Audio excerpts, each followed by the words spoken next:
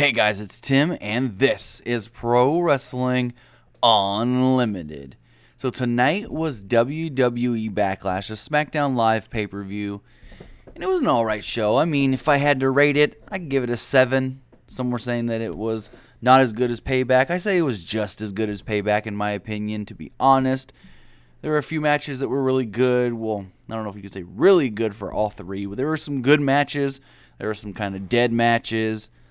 But let's see who is here with us in the chat right now before we get going. We've got Andres Suicida, Mohammed Abid, DeAndre Dukes, Black Tech, Broken T. Hall, Karina Rodriguez, Lucid TV, Derek Boak, Steel Chair 77 Way, Ruben's here, I0, Signature Kevin, Randy Orton, Chris Gomez, Daniel Hernandez. Black Tech says, someone who isn't white is WWE champion. Okay, that's a good one. Lucid TV says, don't hinder fucking gender. Derek Boak says, Mahal is champion. OMG. Wow. What a crazy ending. I mean, the craziest thing during that whole ending was when Orton almost killed one of the Singh brothers when he did the backdrop on the table. And then you see Orton's face, and he's like, ugh, like he knew he dropped him wrong. But if you guys want to call in and talk Backlash tonight, the number is 559-475-8473. And I do got to say, though, after last night's show where we had people going 15, 20 minutes, let's keep it to 5 minutes, 6 minutes. If you hit that 5-6 minute mark and you're just rambling on or just going, and it's not really all Backlash talk, I'm going to cut you off, unfortunately, because we did have people that were trying to call in last night and just couldn't get in because we had too many people going long. Also, before we get going here, if you want to help out Pro Wrestling Unlimited, you can do so by heading over to gawkbox.com/PWUnlimited. All you got to do is go over there, interact with that website. It only takes a couple minutes, and it's free. You can watch a 15, 30-second video. You can download an app. You can interact with the app you download. And the more, I guess, you do for their website, through their website, the more it helps us. Again, it doesn't cost you anything, and it's best done on a tablet or a mobile device. Also, if you want to donate, you can go to our Streamlabs page. The link is in the description below, as well as the GoFundMe, gofundme.com/helpupgradepwu. And as always, if you're here live, you can hit that super chat button. Finally, if you want to get one of our t-shirts, like our I'm a Jinder Mahal guy t-shirt, for the new WWE World Heavyweight Champion, you can get that right at our TeePublic store. Link for that as well is in the description below. We got a few other people coming in here in the live chat. We've got Jarris McCall. We've got OG Herbert. Che Lewis here. Robert Cathy. King 84109 Jones. Let's take this phone call. This guy is calling. Caller, you're on the air. What's going on? Good, and you? Pretty good. How'd you like Backlash? It was alright. The ending got me with Randy Orton and stuff, dropping that guy on the table. Oh, yeah, that for sure. Pretty bad. Randy even made the face like he knew he dropped him bad. Yeah. After seeing what happened, how do you see Money in the Bank now? As far as like the championship match, or yes, like for the championship match right. and Money in the Bank. Well, I know on Talking Smack, Ty Dillinger pretty much said, I want to be in Money in the Bank. So he wants in that ladder match. I know that. As far as the championship match, I mean, it depends. Does Randy get his rematch? I mean, does Randy just go out and say, I want my rematch now and get it like this week or next week on SmackDown? Or do they say, no, you're going to wait and you're going to get your rematch at Money in the Bank? The other thing is the Rusev situation. Rusev has been going on saying, I want a match at Money in the Bank for the championship. Again, he never said WWE Championship. So that could be, U.S. Championship or whatever. Plus, there is a rumor that he's going to come back, call out Shane, say, I want a championship match, and they do the AJ Styles thing where he says, no, you need to earn it. And then he says, well, you know what? How about I fight you to earn it? And they do that as well. But, I mean, most people were probably thinking they do the rematch at Money in the Bank since it is the next SmackDown pay-per-view. It would make sense. So maybe they just do Orton and Jinder again. I don't know how you can do it any different than the match they did tonight, though, because that was like, you couldn't have done that match any better, to be honest. Yeah. I was surprised he didn't get no boos. Jinder? When he won the title, yeah. It was like 70-30. Most were cheering, like maybe 60-40. But it was more than 50-50, like, because you see when he was standing on the announce tables at the end with the title in the air, people were chanting, cheering, waving their arms. They were happy. I know. I thought he was going to. That's what got me surprised. I thought he was going to get that Tommaso Ciampa heat that he got the night before. Yeah, me too. I was like, dang. So Yeah. I guess the fans did want the title on Randy. They said Randy's getting boring and don't hinder Jinder. And I was going to ask you a couple of things. I'll try to keep this under 5 minutes. All right. I took your suggestion of watching the Finn Balor heel thing on New Japan. Right. I was like, wow, like he could make a good heel in WWE. Yes, that's for sure. He was an amazing heel in Japan. Yeah, and I was wondering, I don't think he's gonna get booed if they actually make the Balor Cup. I think they're gonna get a huge pop. Oh yeah, for sure. And the other thing, I don't know if you say that you don't watch TNA or something like that. Oh, I keep up with it, but I don't have Pop TV, so I can't watch it every week. And I keep up with it though. Well, I was wondering, you think WWE let them use the Lone Wolf with David Richards? What do you mean, like his gimmick? Yeah, with the name calling him the Lone Wolf. But he's been, that's the first. Well, his tag team, him and Eddie Edwards, they've been the Wolves well before Baron Corbin even started training for wrestling. Okay, so you think it's the opposite around, then WWE might be saying No, I don't think it has anything to do with one or the other. Okay. Yeah. Oh, that's all I got for today. All right, thanks for the call. Have a great night. All right. You too.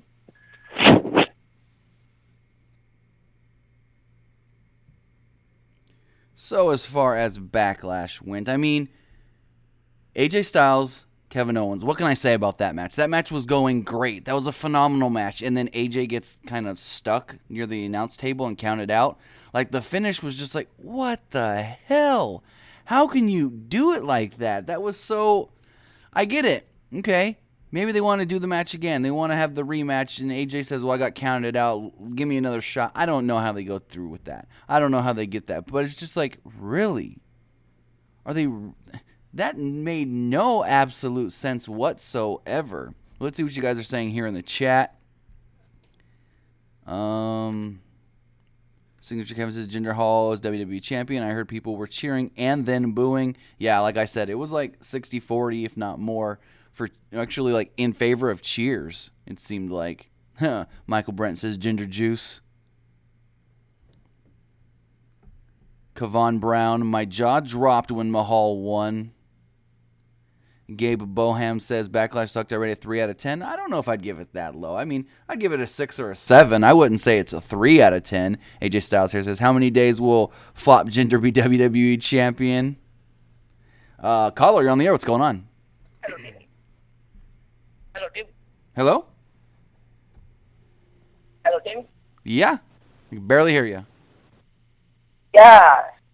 In Backlash, Jinder Mahal was won, no? Yeah, Jinder won. Jinder's a champion. So I want to know what next for Jinder Mahal. I mean, of course he's a champion now, so maybe they do the Randy Orton rematch. I mean, Orton's guaranteed a rematch. So I don't know if they're going to do that on What happened to Rusev? I don't know what they're going to do with Rusev. Honestly, I mean, Rusev has been saying he wants a championship match. He never said WWE championship. He just said, I want a title match and Money in the Bank. So it could be, like I said, U.S. title. Or they can do the rumored route and have him face Shane because he hasn't, quote-unquote, earned it yet. But, I mean, they still have to do Randy Orton's rematch. What is the alternate rumor of? Pardon? Yes, yes. So what is the current rumor for Money in the Bank? Honestly, I don't know. It could be Rusev. It could be Randy Orton. Because, like I said, it depends. Does Randy Orton get his rematch on SmackDown, or do they wait and do the Randy Orton Yeah, yeah, rematch at Money in the Bank? yeah. And I wanted to ask you something. Okay.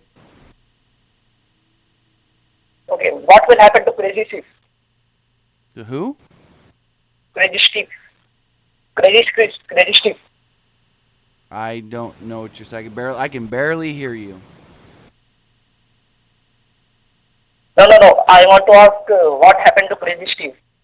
Oh, Crazy Steve. Okay, sorry, I wasn't able to hear you. Yes, yes, yes. Last I heard, which was last week, they're waiting Yes, on yes. they're waiting on his medicals to come back to be all cleared, and then they're just gonna sign that contract. It's really all they're waiting on is his medicals to come back with the all clear. So when is going to be in NXT? He can be anytime between probably come in June, July, or August. Anytime between probably around the same time. Maybe Adam Cole can come in. Either Yeah, yeah. if they got the all clear this week, then he can be at the tapings next week. If not, then he'll probably be either at the tapings in end of June, or they'll wait and have him debut sometime at Brooklyn, NXT Takeover Brooklyn. I don't see any Yeah, later yeah. than Brooklyn. Okay, okay. Was that it? And thanks for taking my call. Not a problem. Thanks for the call. Have a great night. Yes, yes. All right. So, yeah, Crazy Steve, last I heard earlier on in the week, they're just waiting for his medicals to come back with the all clear. Both sides have apparently agreed on the terms and stuff. He'll be going to NXT. That's where they want him. And we'll see exactly when he does come in. They do have tapings. I'm not sure if they're Wednesday or Thursday night. I can look that up. And then, of course, they'll have tapings again about 3 to 4 weeks out from NXT TakeOver Brooklyn to do the build for that pay-per-view. Excuse me. So let's run down Backlash here. So we had the kickoff show, and it was Ty Dillinger versus Aiden English. It was a pretty decent, opening match. Went how we thought. I liked how when Ty Dillinger came out and JBL goes, "Oh, he looks like he just came out of the Hunger Games." I was laughing so hard. But pretty decent match. They were playing up that Dillinger was having, no, not Dillinger, but Aiden English was having his emotional breakdown. Dillinger kept doing the 10 finger thing in his face, and he kept going crazier and crazier. Finally, Dillinger did hit his tiebreaker finisher, which he has changed a little since AJ Styles does the move as well, and he got the win. Then, on Talking Smack, Ty Dillinger did say, I'm here to be a champion, and maybe I need to be in that Money in the Bank ladder match to become a champion. So that could be the first person we get announced. Caller, you're on the air. What's going on? Hi. How's it going? I want to see John. I want to see John. All right. Let's take this call instead. Caller, you're on the air. What's going on? I think Backlash was good tonight. Yeah, I wasn't. Like I said, I'd give it a 6 or a 7. Probably a 7. Yeah, but I don't like the fact that Jinder's the champion.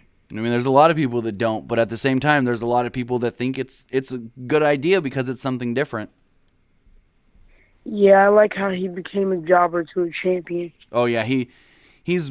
I think I saw on Twitter somebody said it's been 5 years since somebody in WWE won a major championship without even, or any championship, I think is what it was, without having any significant wins at all in the company. Wow. I mean, he's only had, before he went to SmackDown, he only had 2 victories since the draft last year when he came back. And one was against Heath Slater, and the other was against Jack Swagger. I wish Alicia Fox can get a championship. Yeah, I don't know what they're doing with her. She did beat Sasha Banks this week, so maybe they're putting her in line for something. I don't think it would be a championship opportunity, but maybe they can push her a little more since she is featured a lot with 205 Live and stuff. Well, have you heard the rumors about Carmella getting the WWE Women's Championship shot? Yeah, I think she will be the next one in line. I have heard that they may be waiting to do Charlotte and Naomi at SummerSlam. Because originally, Carmella was supposed to win the championship at WrestleMania. And then she was supposed to drop it the next Tuesday to Naomi on SmackDown. And they said, never mind, we're not going to do that. We'll just give Naomi the title at WrestleMania. So she is it's like 95% sure she's going to be the one getting the next title shot. Why were they going to make her drop it so soon? I honestly don't know, but that's what I was told. And then when they told her they changed the plans, she was fine with it. She's not like some of them that get mad and throw fits backstage and stuff. And so now they're going to reward her by giving her a title opportunity. I don't know if she's going to get the title because, like I said, they are interested in doing Naomi versus Charlotte at SummerSlam. But that is 3 months away. But if I was her, I would have took it well, too, because it's like, I don't want to hold the championship for that short of a time. Right, exactly. But I think that she'll be a great champion because Naomi is an awesome champion. I love the way she carries herself. Oh, yeah. As a character. Way better than people expected. Yeah. I'm going to WWE Trenton June 2nd, and I really hope to see Charlotte. Yeah, she'll still be the champion, Naomi. Yeah. What do you think they're going to do with Asuka? Honestly, I don't know. They're hoping Ember Moon can come back early because they're saying right now it's up to 6 months, kind of like the Braun Strowman thing. But in all honesty, the only thing they can do is either, like they did last year with Mickie James, bring in somebody for a one-off, or they just go the Billie Kay and Peyton Royce route. Yes, I really love the Iconic Duo. I hope they win the championship. Yeah, I don't know if they would be the ones, one of them. I don't think either of them would be the ones to beat Asuka. Well, how do you think, where do you think Asuka will go if she loses her championship? Well, I mean, she'll have to come to the main roster. I know they want Ember to be the one to take the title from her. That's been the plan for a while now. But to be honest, I don't know if I can see NXT without Asuka as the champion. I feel like she should just give it up herself. Right. But that was like last year when everyone was like, oh, it's going to be weird not seeing Bayley as champion anymore. Not seeing Bayley and Finn Balor in NXT as the top two, I mean, everyone's got to move on at some point. Everyone's got to get beat sometime. What do you think about the match with AJ Styles and Kevin Owens? Great match until the finish. Great match. I hated the finish. Oh, yeah, it was a lame duck finish for sure. I'm getting the Universal Championship in the mail soon. Awesome. So, the replica. That will be cool, but I want to say thank you for the call and have a great night. Okay, bye. All right. Let's see here. Okay, gotcha. So, on the kickoff show, they did a interview. It was Kayla. She's the NXT interview girl now. She interviewed Dolph Ziggler, and Dolph said, I'm going on first. Me and Nakamura, we're just going to go out there, and we're going to do it first. And so that was the first match of the night. It was a slow match, to be honest, but it was good. Like, they didn't rush anything. Everything seemed well-timed. Both guys worked well together. I mean, the match probably could have been better than it was, but there was it accomplished what it was there to accomplish. Ziggler looked good, even though he lost to Nakamura. Nakamura made his in-ring debut. He had that nice, Ziggler had that nice near fall with the zigzag on Nakamura at one point. Then he used an elbow, reverse power slam. Nakamura hit an elbow. Nakamura hit a cool spot where Dolph was kind of laying on the ropes. Well, before this, Dolph was getting a lot of offense on Nakamura, and Nakamura finally, countered it and just started getting pissed off. And so he had Dolph laying on the ropes, and he was elbowing him and hitting him in the face with freaking closed fists and elbows, and finally the ref pulled Nakamura off before, he counted 3, 4. He was going to disqualify him. So Nakamura goes out on the apron and just knees Dolph right in the head. Goes back in the ring, finally hits that reverse exploder. Kinshasa gets the win. 1, 2, 3. Nakamura wins his debut. Nobody was shocked with that. Like, everybody expected Nakamura to, win that match. But in the same time, Ziggler did look really, really good in that match. And that's what Ziggler needed. Ziggler needed an opponent where he can look good. I mean, he's been facing guys like Baron Corbin where he's got to carry everything and he's got to try and make the opponent look good. But no, he was with somebody that he can focus on. We're both good. We can both have a good match. Caller, you're on the air. What's going on? Hey, what's up, Tim? How you doing? How's it going? It's going all right. I was just waiting for you to give me my props on, the gender thing. I predicted it perfectly. Oh yeah, for sure. I mean, I've been telling people too, don't be surprised. Everybody was like, "You're wrong. Randy's gonna win." Nope. I said, "Don't be surprised." Now, you started saying that after I said it. Hey, we're not gonna split hairs on that one. But anyway, man, I'm gonna tell you, man. I thought that they actually, the people that run Raw need to just go ahead and go to the people that's doing SmackDown so they learn how to run pay-per-view. I know, and it's weird. I mean, it was good. Exactly. It was really good. I mean, it wasn't the greatest thing I've ever seen, but it was definitely better than whatever Raw's been putting out. Yeah. And that you were right about the AJ KO match. I hated the ending. Oh yeah, for sure. And for that match to be Nakamura's debut, that was kind of an insult to everybody that has been looking forward to seeing him, because I personally thought Ziggler carried that match. Oh yeah, and Ziggler got a lot in that match. He offense. Nakamura got mad, did a couple of kicks, and all of a sudden he wins the match. I'm sorry, I was like not really impressed. And I mean, if I had never seen Nakamura before, I'd have been like, every time he came on SmackDown, that would have been bathroom break time. No, I understand exactly what you're saying. You. No, I get you exactly. And I've actually heard people say, based off of what he's done in NXT, that, okay, when he was in Japan, he was always having great matches. I mean, he had an amazing match with AJ Styles a few years back.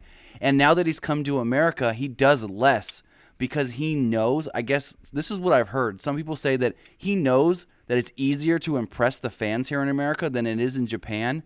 So he doesn't have to do as much or work as hard as he did in Japan to get by here. And that's what some people are complaining about. That not that I'm thinking...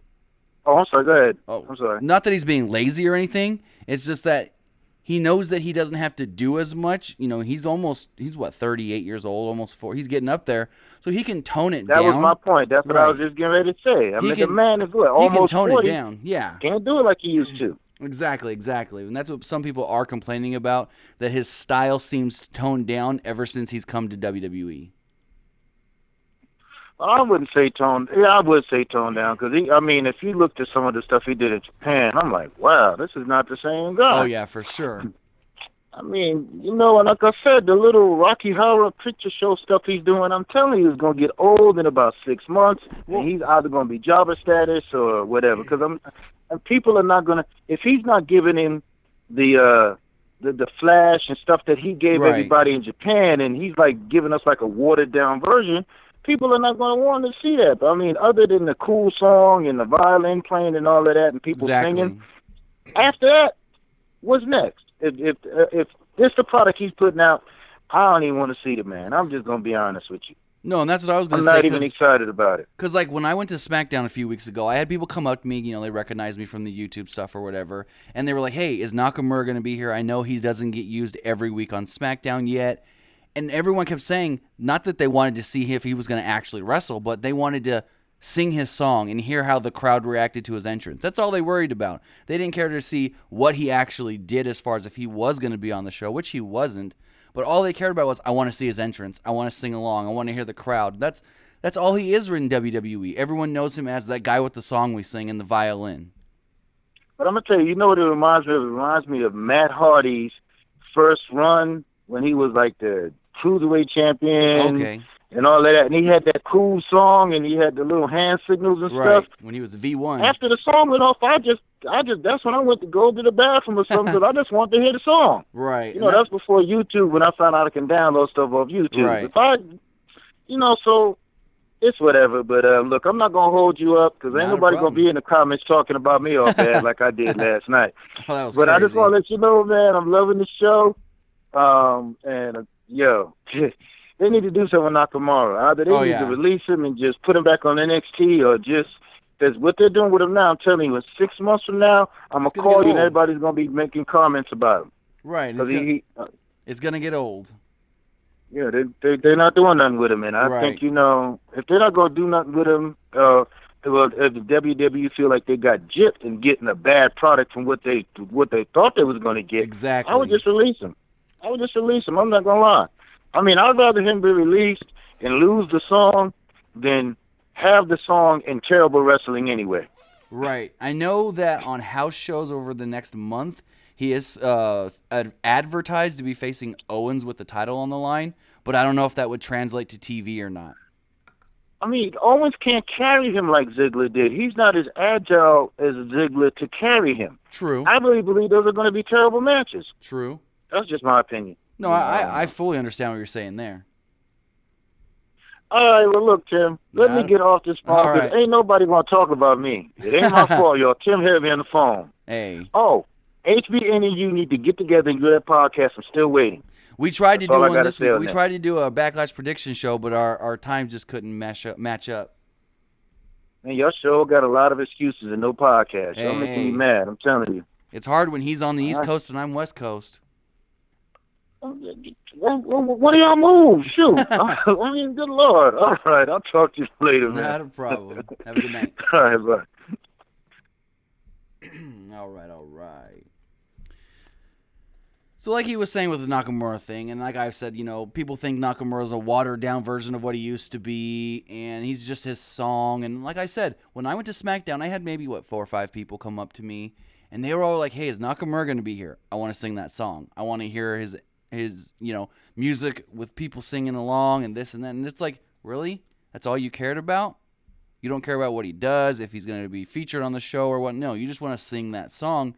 And it's going to get old. It's going to get old quickly, especially if he's going to have matches like this with Dolph Ziggler, where Ziggler carried the match like he said, which I agree. Ziggler did a lot in this match. And then he got mad, hit some knees, elbows, Kinshasa, boom, I win. Like, no, we need more from Nakamura. So after that match, we then had the Usos versus Tyler Breeze and Fandango with the tag titles on the line. It was mostly a comedy match, but it actually, in my opinion, did good for Tyler Breeze and Fandango. Tyler Breeze came out dressed as a janitor, and then in the middle of the match, he changed and was a grandma. The Usos took Breeze's dress off and threw it at JBL, which is pretty funny, because after the match, I think it was Byron. It was either Byron or Tom. One of them goes, so what are you going to do with that dress? And JBL goes, well, to be honest, it ain't the first time a guy, or no, what did he say? He said something about, like, to be honest, the last time someone threw their dress at me was a guy as well. That was pretty funny. The crowd wasn't really into this match much, but the last few minutes of the match is when it really got serious. Breeze did a flip off the apron, but the Usos caught him and threw him over the barricade, and they threw him hard into the barricade, and then this led to Fandango with a really nice running flip dive over the top rope to the outside. The end did see Fandango on the top rope, and Jey Uso super kick him off the top rope and then pin him. 1, 2, 3. I mean, like I said, it did halfway, the last half of the match really did make Breezango look good, better than they have been a lot since becoming a tag team on the main roster. So I really hope that they just don't go back to being jobbers and dress up in drag, because that would be, no pun intended, but a drag.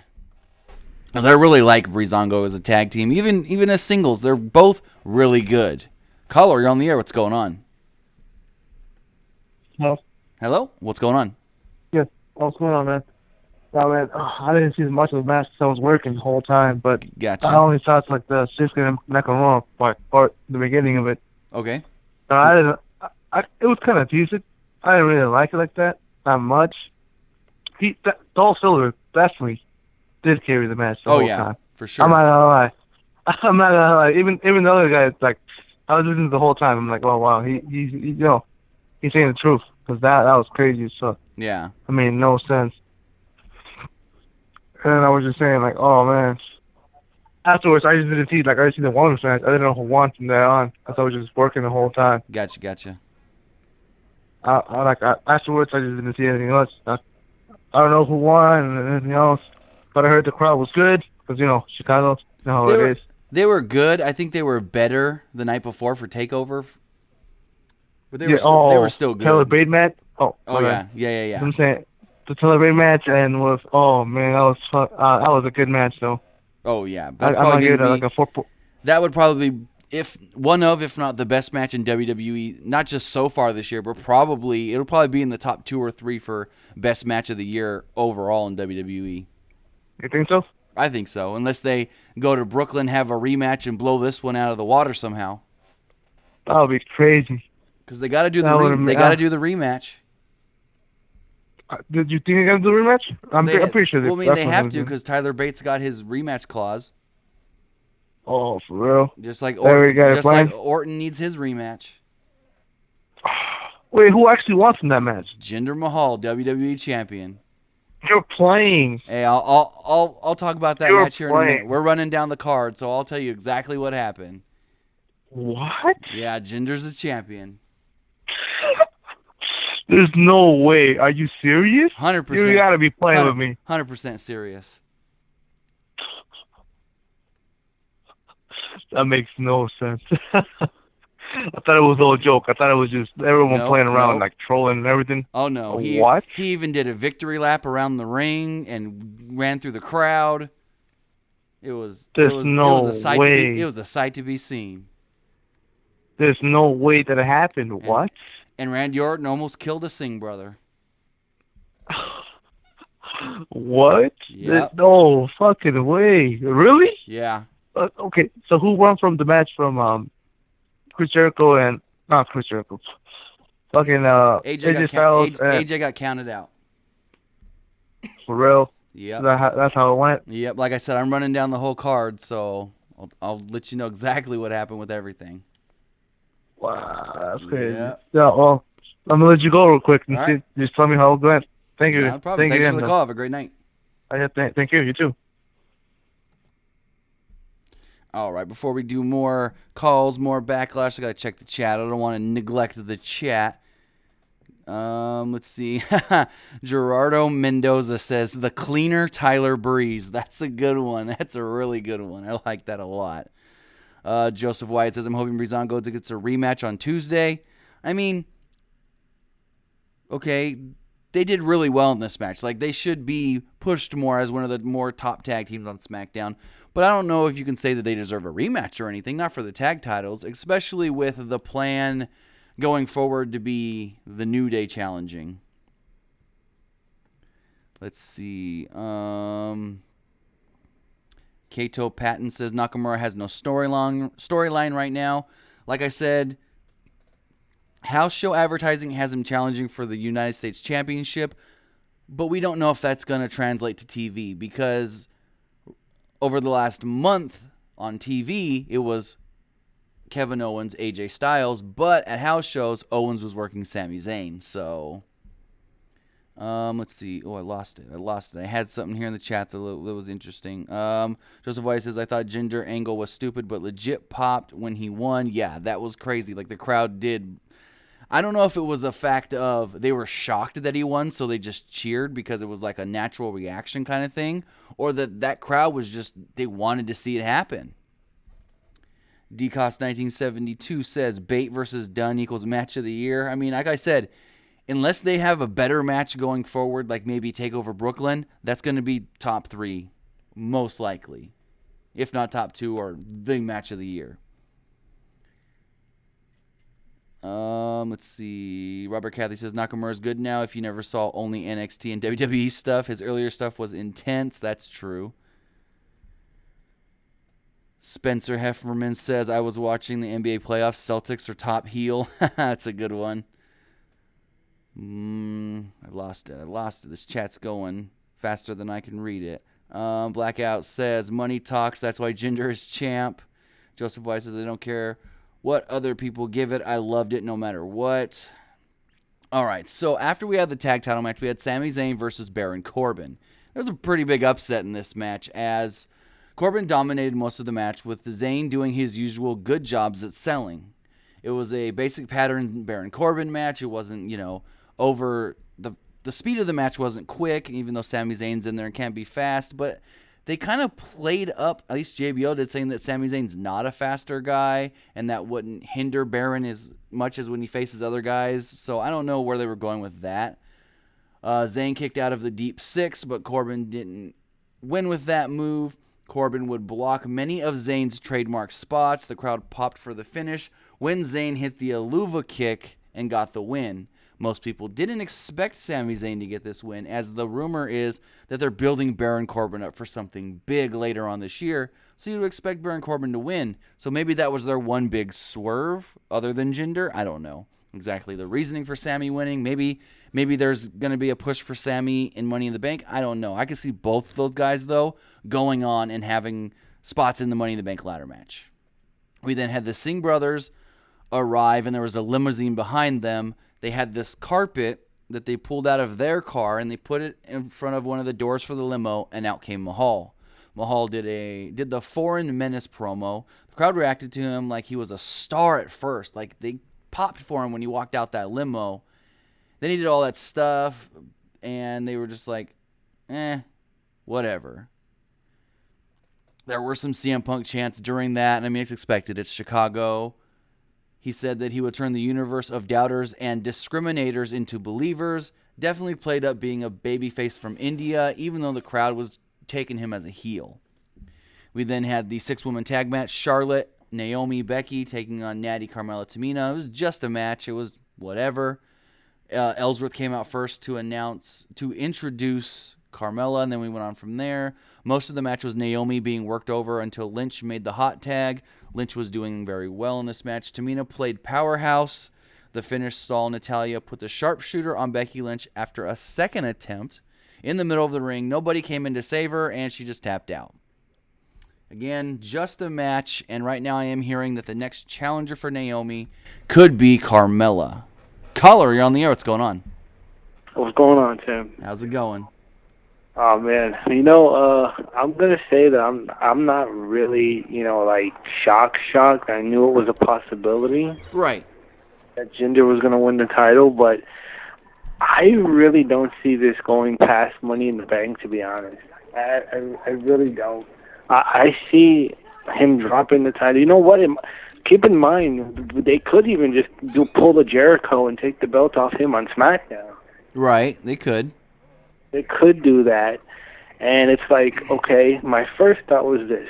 They have a ready-made story if they wanted to do it. Now, Mahal's the champion now. Who did he screw over to get the title shot? Sami Zayn.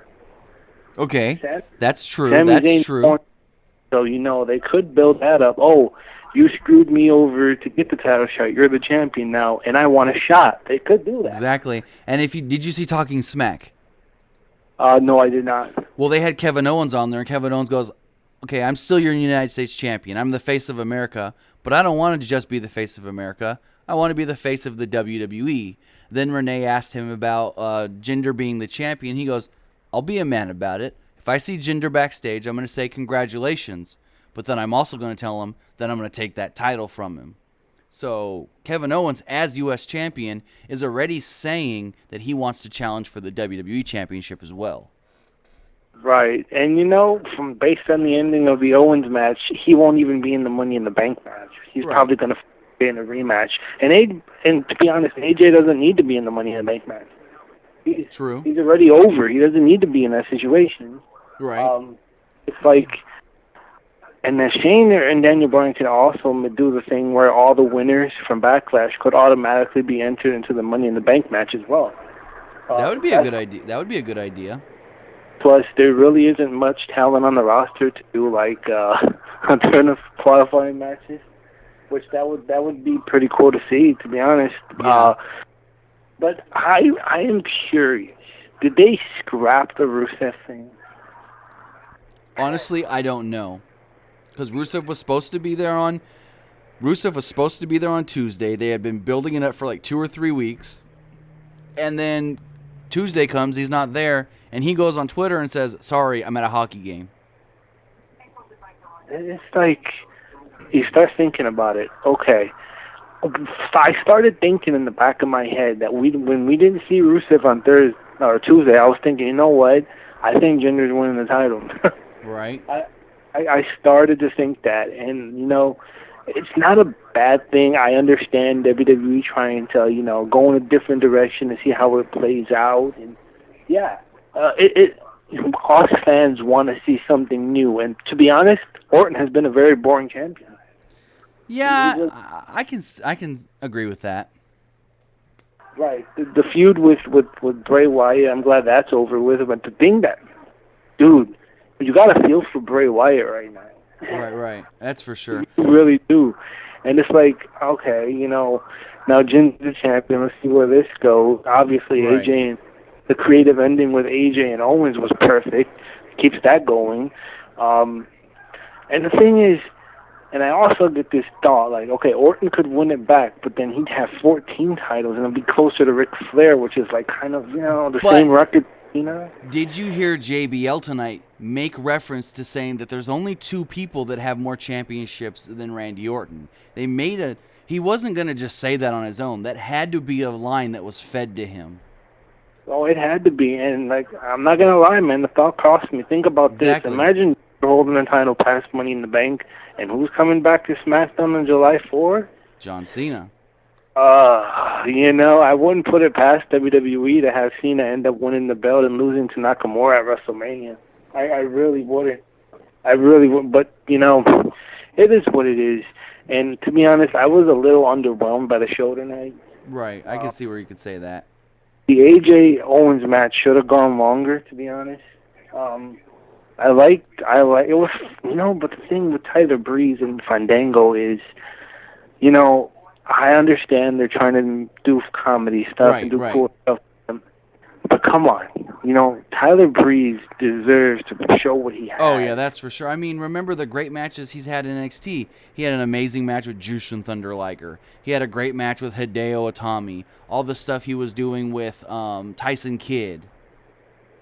Yeah, that's what I'm saying, and it's like you see this, you feel for the guy. I don't know if it's backstage stuff or it's Vince. Of course, it's probably Vince saying, "Oh, I don't like the look of this guy. I don't like this." And I mean, Fandango, he beat Jericho at WrestleMania. Then it's gone downhill from there. Exactly. That's what's kind of exactly. And I don't know, but if you look at tonight's show as a whole, the thing that crosses my mind is this: SmackDown still lacks star power. That's for sure. Look at Raw. Samoa Joe, Finn Balor, Roman Reigns, the Hardy Boys, Anderson and Gallows. Man, SmackDown, the tag team division is... American Alpha's just disappeared. Yeah, I haven't seen them in like 3 weeks. New Day's coming back. That helps a lot. They could be back as early as Tuesday. Exactly. That helps a lot. But they still need help in the tag division. They still need singles division. Hopefully Mike Bennett can help. Maybe he gets over. I can see, especially with Maria by his side. Right. But then you have to think, maybe they're going to bring in a Tommy from NXT. Or you know what? No, he's starting a feud with Ono. Yeah, he's starting something with Ono. But, you mean, after SummerSlam is another time when they like to bring people up. So he could just be doing this for now. But I don't see Vince using him as anybody but someone maybe on 205 Live, Cruiserweight division, to be honest.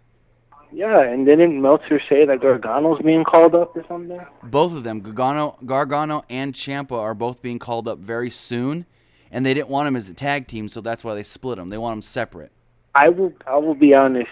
I would love to see that feud on SmackDown. Oh yeah, no, I see a lot of potential in Johnny. I really do. Oh, Johnny Gargano was he was a top guy in the Indies, especially like in Evolve, and I think he worked some for Dragon Gate USA. He was like a top guy in some of the promotions where he was, and he was amazing.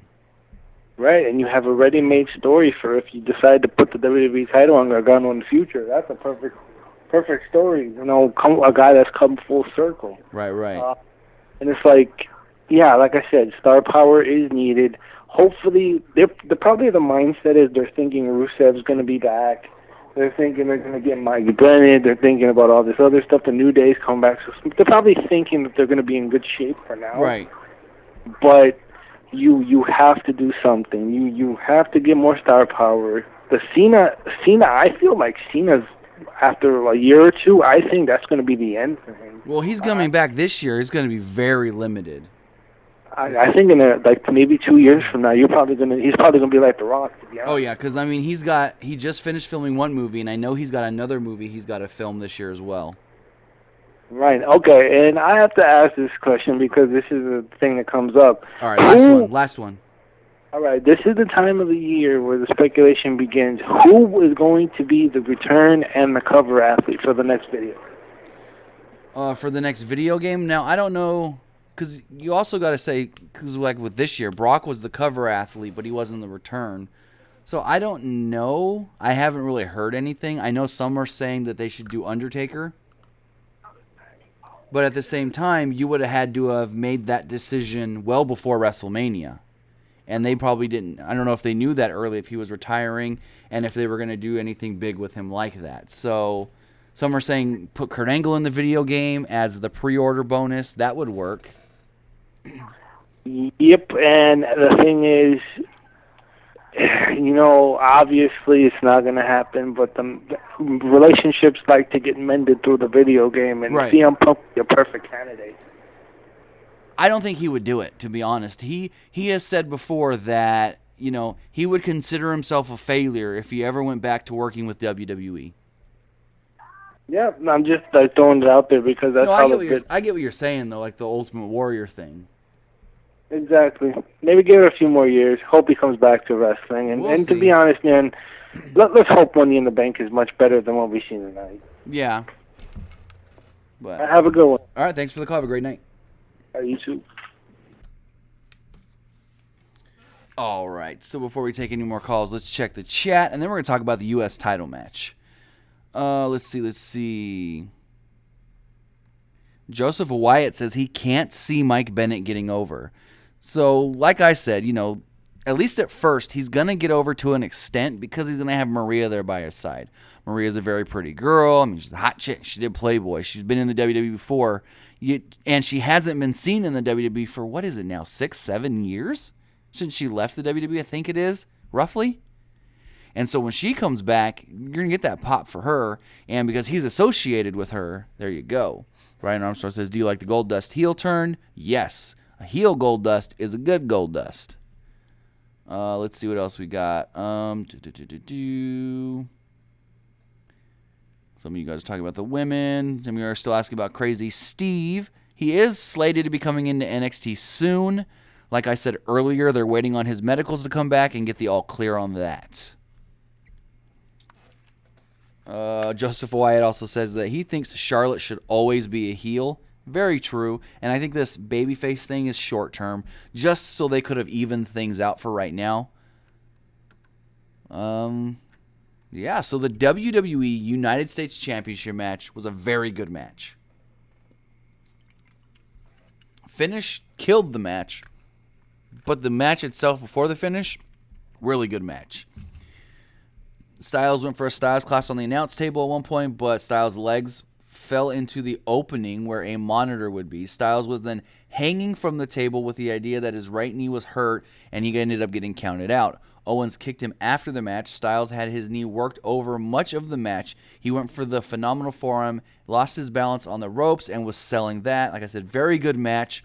Now, if it would have just ended with the count out and Owens just said, I got it, we're good, go, then I would say, okay, this feud's over. But with Owens attacking AJ afterwards and working over that knee, it does lead me to believe that they're going to go further with this story, and they want to keep doing Owens AJ. Or Owens Styles, whatever you want to say.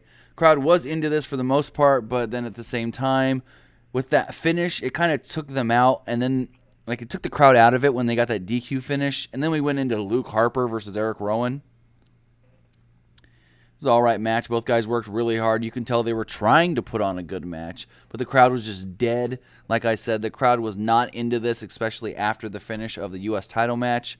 Harper did a tope, knocking Rowan into the announce tables. Harper turned a powerbomb into a Hurricane Rana and hit 2 super kicks and a spinning elbow. Harper did end up beating Eric Rowan. Let's take this phone call before we talk about the main event. Caller, you're on the air. What's going on? Hey, I was just wondering, what was your reaction to the finish of AJ Styles and Kevin Owens tonight?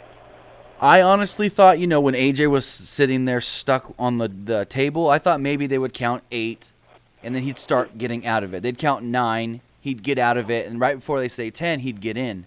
But when they just counted him out, I was kind of like, to be honest, I was kind of speechless because I didn't think that would be the finish. I didn't think they would just all of a sudden out of nowhere, he's counted out. It really didn't make sense. I guess if they are looking to continue this feud, with, like I said, Kevin Owens attacking AJ afterwards and working over the knee, then it does make a little sense there. But at the same time, it turns say they were having like a 4-star match, it turns that into a 3-star match because you're just like, I can't really say that was a good match now because of the finish. The finish really did take me out of it. Right. I'm sorry for cutting you off. No, not a problem. I could say it was a good match. I can't say it was a great match anymore. I can understand that. It was a really good match going up until that point, and it just kind of took me out of it. Exactly. And also to respond to something like earlier, like the cruiserweight division, I feel like that they could handle it different as to where it doesn't need to be its own thing. It's just there. It's like, Finn Balor could just come in at any time, or, somebody that's like under like the 205-pound weight limit could come in. Or like they could just come up and like, have matches against other stars, True. Like make their own brand so they wouldn't be, just out of place. And I think the issue, like you're saying, where they should be able to fight other guys that aren't in the cruiserweight division, I think that may be a thing that might hurt the UK guys as well because they're only going to be fighting other UK guys. But we saw with Pete Dunne and Tyler Bate last night, those guys are amazing. Pete Dunne can come to Pete Dunne can come to Raw tomorrow and be like one of the top 5 guys on the entire brand. I think I could see that. Like just. I could see him on any brand doing pretty successful. Right. I mean, I understand why they wouldn't want Tyler Bate because they have a mentality of we don't want anybody actually on the main roster road under the age of 21. And then the same thing happened to Paige. They talked about bringing her up before she was old, like over 21, and they held off on that because it's a thing of we don't want anything to happen alcohol-wise with them on the road. And then it comes back on us because they were working for us. We're the ones that put them on the road. So I can see where, Tyler Bate, you got to give him another year. But Pete Dunne, he's 23, 24, so he would be fine to come up now. I think, Pete Dunne, especially, I think he would, to a question someone had earlier, he would help like SmackDown's roster a lot. Oh yeah, star power wise. Yes. I think he could put on like a lot of great matches with like AJ Styles and Nakamura. Oh yeah. And my last question is like how long do you think Ginger's title reign will be? That's the big question right now, and that's hard to predict because, to be honest, if he's going to face Randy Orton again, which has got to happen, and if they do it on a SmackDown, I can see him retaining then. But if they wait until Money in the I don't even know how many weeks we have, 3-4 weeks till Money in the Bank, then maybe they see, the crowd is behind him. And that's the thing it's going to be because the finish of this match changed 3 or 4 times over the last 2 or 3 days. So I think it's really going to be, how is the crowd reacting to Jinder as the champion leading up to that pay-per-view?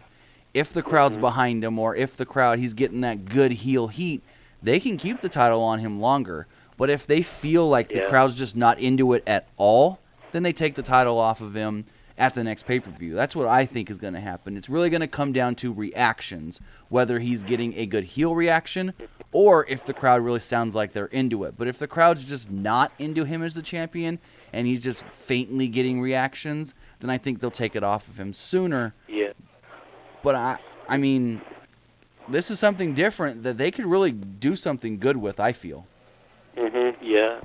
If they could, if they would build him up a little bit more than like they have the past couple of weeks, it could do him like a lot of favors than like how he's been doing.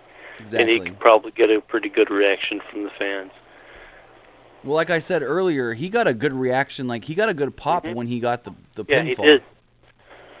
Yeah, he did. Yeah, he got a pretty big reaction tonight. Exactly, and he was like 60-40 more cheers than boos. Yeah. Well, all right. All right. Thank you for calling. Not a problem. Thanks for the call. Have a great night.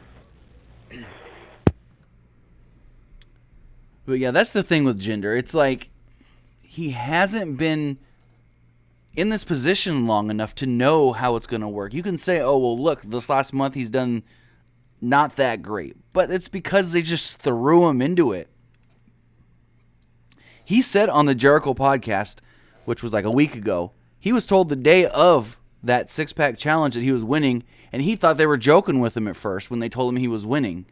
And so it was a shock to him. He was just thrown out there, told last minute pretty much, hey, Randy likes you. This is the thing, too. Randy Orton wants to work with you. You're winning the six-pack challenge tonight. You're getting a chance. You're going to become...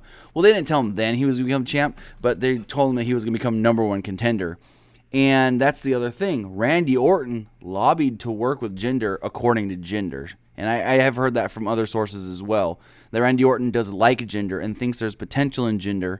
And since Randy Orton has pull, because Vince is really, really high on Randy, like he sees Randy as the Roman Reigns of SmackDown, if Randy suggests something, there's a good chance they'll go for it. All right, let's take this call, and then we'll talk main event. Caller, you're on the air. What's going on? Hi. Yeah. What do you think about Cesaro and Sheamus as a tag team? I love it as a tag team, especially now that they're heels. Even better. Yeah, because I feel like they should be split up by now. I feel like Cesaro should have got a title match a couple months ago. I mean, I can see where you can say that because everyone knows how good Cesaro is. But I like them as a tag team. And right now, when you look at Raw and you look at SmackDown, yes, they do have the IC title now, and it's Dean Ambrose as the champion. But the SmackDown tag division needs a good heel tag team, and the only other real good heel tag team they have is Gallows and Anderson. That's a good point, because SmackDown doesn't have as much tag teams as well. Right. Well, my next question is, I'm going to cut you off, but my next question is, what do you think about Braun Strowman and Big Show when the ring collapsed? I mean, we saw it coming. We knew that they were doing something because they had the old style ring. There was no video boards. There was no LED turnbuckles. And I mean, they teased it at least 4 times in that match. So when it happened, I kind of felt like, okay, this is what they're doing. We know it's going to happen, but when? And then it happened, it just happened. I mean, I even heard that at first when it happened live, the crowd was like, they cheered because they didn't know when it was going to happen. They didn't know if they were going to tease it more and more and more. And then as soon as it happened, they popped, and then they were just whatever. Yeah, that was kind of surprising to me, too, because they teased at first. I thought they weren't going to do it, and then they did it. Exactly. But when we see that the ring was set up for it, you knew it was going to happen. Yeah, so what do you think about Big Show retiring this year? I mean, he's been around for over 25 years. He's what, almost 50, if not 50 already? Everyone's got to retire at some point. do you feel like he's getting the recognition he deserves? I don't think he doesn't believe that, though. I mean, he's the kind of guy, he's even said it over the last year or so, he doesn't want to be the guy that goes out on top. He doesn't want to be a guy that thinks that, oh, I'm leaving, so you got to push me. You got to make me look good. You got to make me predominant. He's said over the last 2 years or so that he would rather go out knowing that he's helped younger stars get better and learn more than making himself look good on his way out. And that's like the Braun Strowman thing. He helped put over Braun Strowman in that match. And he, like I said, he's all for helping others, making others look good, teaching. Maybe if he wants to help others look good and teach, he can go work at the Performance Center. I don't know if that's a goal of his, but I mean, it would be an aspect that they don't have there. A big guy that can help these other big guys that are coming in.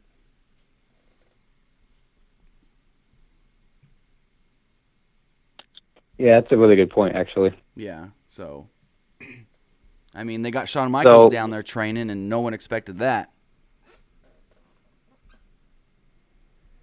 So, yeah, a lot of people have been wondering about Brock Lesnar has been, like, why the company keeps letting him not defend the title as much. And that's another thing I think that bothers fans, because that bothers me a lot. Well, I mean, it's just the fact of he's only working limited dates. They only have X amount of dates they can use Brock Lesnar for. And then, I mean, he can agree to work more, which I'm hearing that he may after SummerSlam. He did the last time he was champion, agree to work more than was in his contract originally. But right now, you know, he worked WrestleMania, he worked Royal Rumble, he worked WrestleMania, take a little bit of time off, and then he's supposed to come back and work a lot more than is expected. And if you heard Jericho recently, I think it was sometime this week, he said that the original plan, if Goldberg wasn't to get the championship at Fastlane, he was supposed to win the title from Kevin Owens at WrestleMania and then go on and drop it to Brock at Payback. That's why originally in the Payback ads, Brock Lesnar was all over those videos. Okay, that makes a lot of sense. Yeah. So that's basically why they gave Jericho the U.S. title one instead. Right. Once they realize, you know, we did promise you this, but now we're going the Goldberg route. Here's your compensation.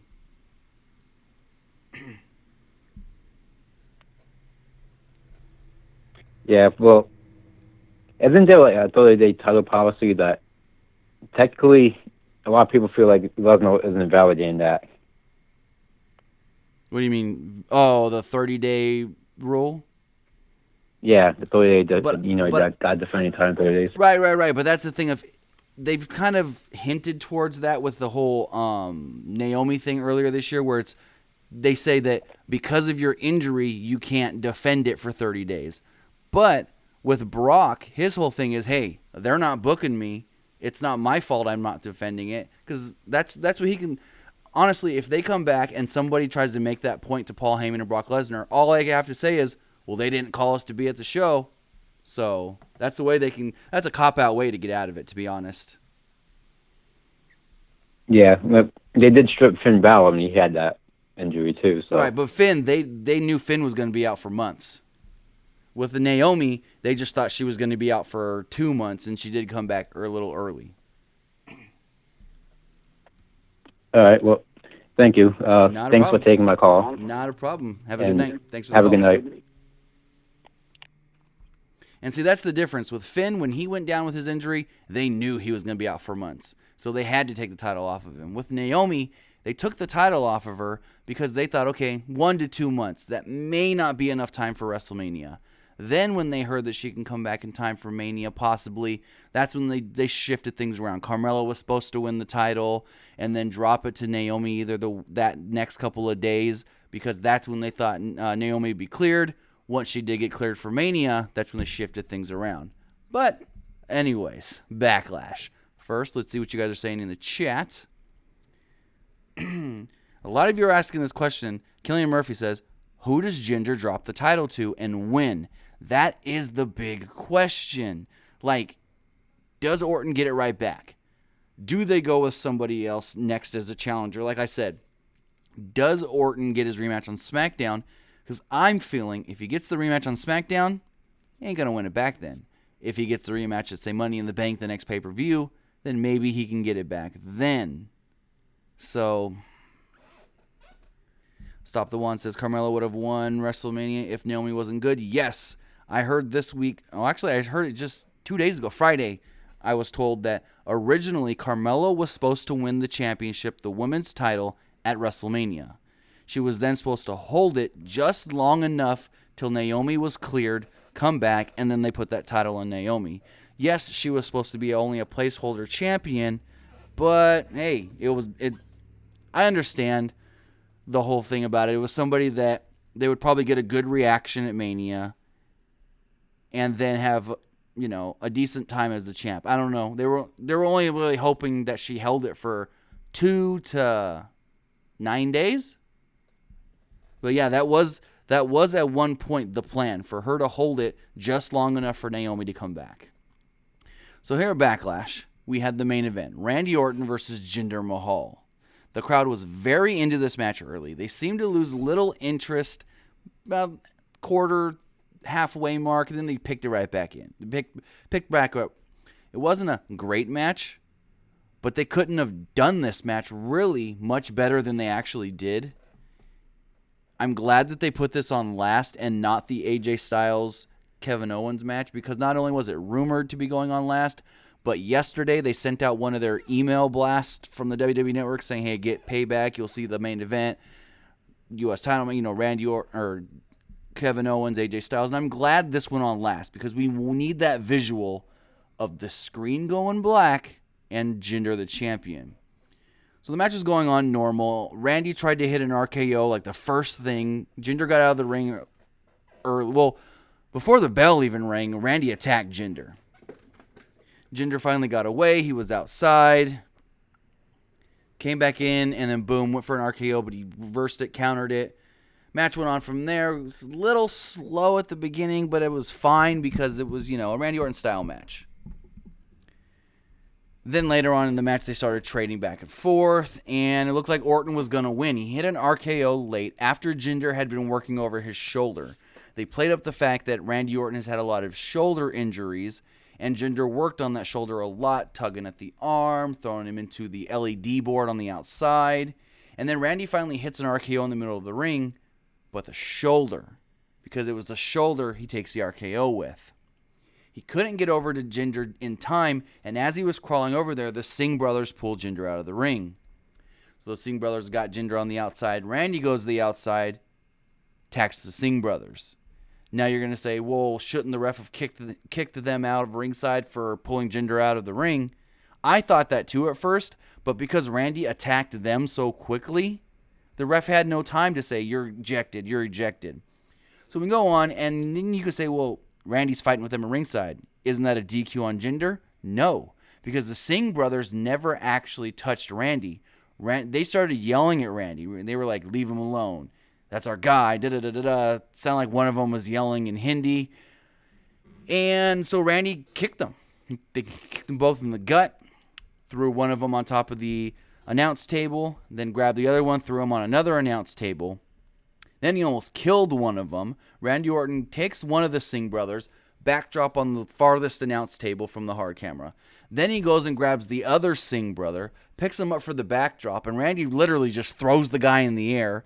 He does a 360, lands top of his head face on the announce table, and as Randy's walking off, he throws the guy up, looks, watches it happen. Randy looks at the camera next to him and just goes, ugh! He just cringes his face like, oh crap, I almost killed that guy.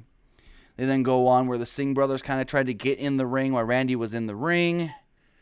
They were both then up on the apron. He did the double draping DDT, and as he does that double draping DDT, you see Jinder slowly coming up. Hits the DDT. As Randy's coming up to his feet, Jinder slides into the ring behind him.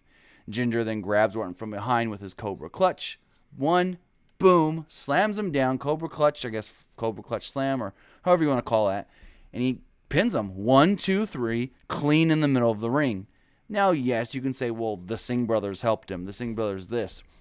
Okay, they saved his ass once in the match. But Jinder's your new champion. Jinder took that title, ran in the crowd, got on one of the production cases, had the title up over his head, got back to ringside, jumped up on top of the announce table, title up over his head, and the crowd was cheering. Like, it wasn't even a fact of they were just booing and crapping on Jinder. No, there was a heavy amount of that crowd, probably more than half, that were actually cheering, waving their arms. Like, I'm surprised they weren't doing the damn yes chant, to be all honest. But, yeah, that was Payback. I mean, or not Payback, Backlash. If I had to give it a rating, like I said earlier, 6 or a 7 for sure. A lot of you guys are saying that TakeOver was better. That is true. TakeOver had 5 matches. Backlash had 1, 2, 3, 4, 5, 6, 7, 8 if you count the kickoff show. But yeah, that is Backlash. Like I said, wasn't a bad show. The Nakamura Ziggler match was all right. Not as good as I would expect. I mean, I liked the match. Dolph looked really, really good in that match. Dolph was finally given an opponent where he could look good against. Breezango challenging the Usos. Again, Breezango did look good for what they could have looked good as with all the comedy. Sami Zayn, Baron Corbin was just a match where Sami Zayn did get the win. The women's thing was just there. I don't even know if you can call that a match. It was just there. Owens and AJ again. Was a great match till the finish. Harper and Rowan, they tried. You can tell they were really trying. Crowd just wasn't into it. And then that main event, Jinder is your champion. So that's the thing. What do they do next with Jinder? When does Randy get his rematch? Let's take this call here. Caller, you're on the air. What's going on? Hey, Tim, what's up? How's it going? What do you think about Backlash? I thought it was a really good pay-per-view. I thought it had some really great matches. That AJ coming on his match, it blew me away. But what about the finish, though? I think that if they didn't sell the injury the way AJ did, they could have had a better finish. Well, I don't think it's that. I think it's the fact of, like I said earlier, I think they want to keep doing AJ Styles versus Kevin Owens. So having him attack AJ after the fact that he already got counted out makes sense if they're going forward with keeping it going. Well, if they were smart, they would try to set up a big stipulation match at SummerSlam, to steal the show. But you got to remember, SummerSlam's like 3 pay-per-views away. They still have Money in the Bank, Battleground, and then SummerSlam. That's what people are forgetting. Everyone thinks SummerSlam's next month, but there's still 2 pay-per-views in between. Is Battleground a Raw and SmackDown, or just Raw? No. SmackDown has Money in the Bank and then Battleground. Raw has Extreme Rules and then Great Balls of Fire. Okay, that makes sense. Yeah, the next co-branded is SummerSlam. What do you think they're going to do moving forward with Styles and Kevin Owens? I mean, they got to do something where AJ comes out and says, you know what, you made me look like a fool or a chump or something. You attacked me after the fact that I had already lost. You won. There was no reason for that. And AJ might want some retribution. Might want to try and somehow get a rematch. I don't know how they would do it. Like, it's not like he got screwed or DQ'd or anything. He got counted out. That's his fault. He couldn't get back in the ring in time. It's not like Owens went and intentionally got himself disqualified or something like we saw at Payback with Neville and Austin Aries.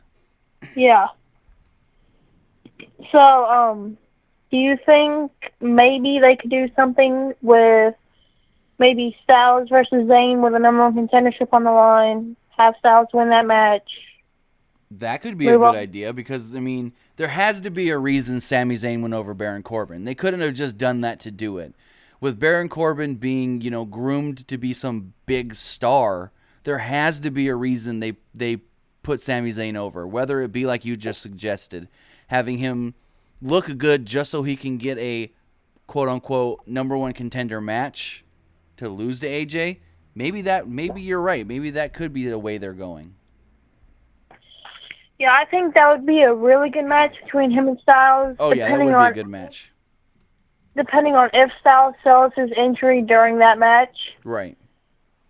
Because if he doesn't sell that injury during that match, that's going to be a 10 out of 10 match. Because both performers have been around the world and they're really experienced, and I think they would put on a better show, possibly, than the match between Cena and Styles at Money in the Bank or SummerSlam. Maybe. What do you think about Adam Cole possibly being at Money in the Bank as a surprise entrant, as you said in your previous... I know I brought that up. It was just something I was thinking, but it's not going to happen. The plan is, if he does sign, which it's like 90% everybody's expecting, he's going to go to NXT first. They're already working on plans for when he does come in. So it's like there's people in the company that think it's already a done deal, and that they've been told, hey, let's figure out what we're doing with this guy before we even get him, so that way when he gets here, we can just go with it.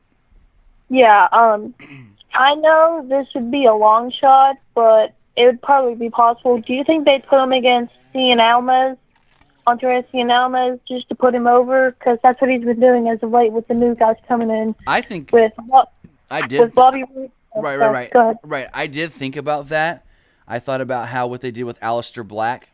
How Aleister Black, or Cien Almas said, hey, I want a match at TakeOver in Orlando. So I said, fine, we got a mystery opponent for you, and it ended up being Aleister Black. So maybe they can do something like that as well, where they say, Almas, you're fighting some guy, you're fighting a mystery opponent, or maybe they even say who it is. You're fighting at NXT TakeOver Brooklyn. This is your opponent. Yes, we haven't seen him yet here in NXT, but you're going to be his first opponent. Kind of like how they used to do with Ty Dillinger. Yeah. So last night I was trying to call in because I had an idea of what to do with the Oscar situation. Okay, go for it. Well, you know how they're having that tournament in July and Yes. August? It's going to be over. Maybe. The finale is supposed to be August 29th.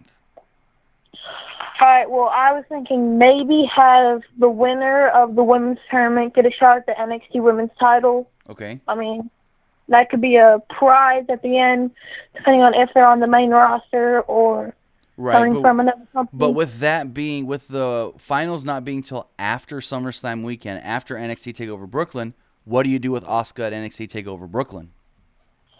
Well, that depends, because if Moon gets back, they're obviously going to put the title on her, because that's what they've been planning to do since Right. For a while. Orlando. Now. Right.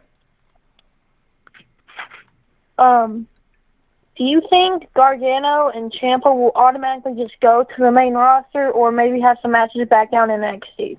Well, they're probably going to work some sort of a program leading into NXT TakeOver Brooklyn, and that's when they'll probably have their big match. Yeah, I think that would be a 5-on-5. I mean, I would like to see them go a little longer than just that. Maybe you do something, you have a great match at NXT Brooklyn, and then maybe Gargano wins in Brooklyn, and Ciampa goes, I'm not done with you. You know, you got lucky last night or last week or whatever, and says he wants another shot at Gargano, or he attacks Gargano again because he's mad that he lost, and they go on to the next TakeOver event and then bring him to the main roster. I can really see them doing something like that, where they know that this feud's going to be good and they need something good like this in NXT. So drag it out a little bit because you have something there. I was listening to what you were saying last night, and you said this is one of the most personal rivalries that just got started. Personally, I agree with that 100%. Right. Like I was saying, it's like a Sami Zayn, Kevin Owens thing.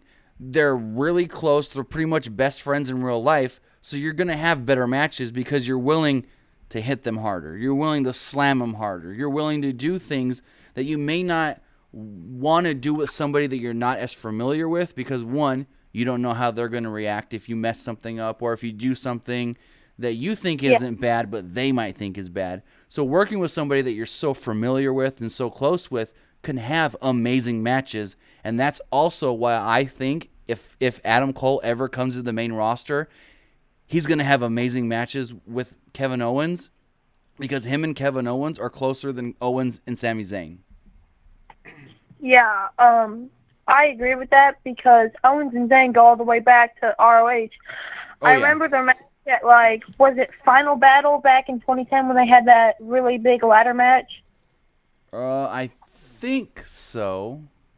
That's what I'm thinking, because I watched that match and I thought, wow, these guys really put on a show. You can't talk anything like that. Right.